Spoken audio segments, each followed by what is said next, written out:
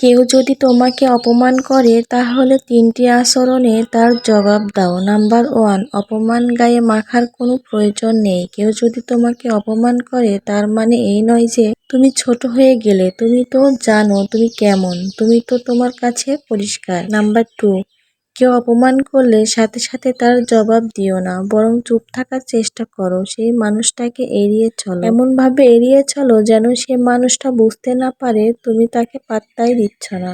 Number 3, কেউ অপমান করলে রেগে জবাব দিতে যাবে না বা রিয়াক্ট করবে না, তাহলে সেই মানুষটার ফাঁদে তুমি পা দিয়ে ফেলেছো, আর এটা বুঝে নিও। তো যাই হোক, আমি কথা বলতে বলতে কি রান্না করব বলতে ভুলে গিয়েছি। অবশ্য আপনারা বুঝে গিয়েছেন আমি কি রান্না করব।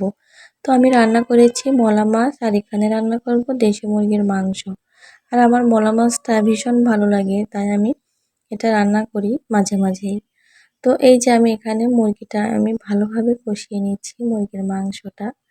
আর মশলা যত কষানো হবে মাংসটা তত ভালো লাগবে। তো একটু লাল লাল করে রান্না করছি, আর ঝাল ঝাল ছাড়া ভালো লাগে না খেতে। তো এই যে আমার ফাইনালি এখানে আমার ঝোল দিয়ে দিয়েছি, আর এই যে রান্নাটাও হয়ে গিয়েছে।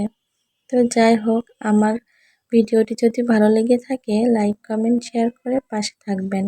আল্লাহ হাফেজ, আসসালামু আলাইকুম।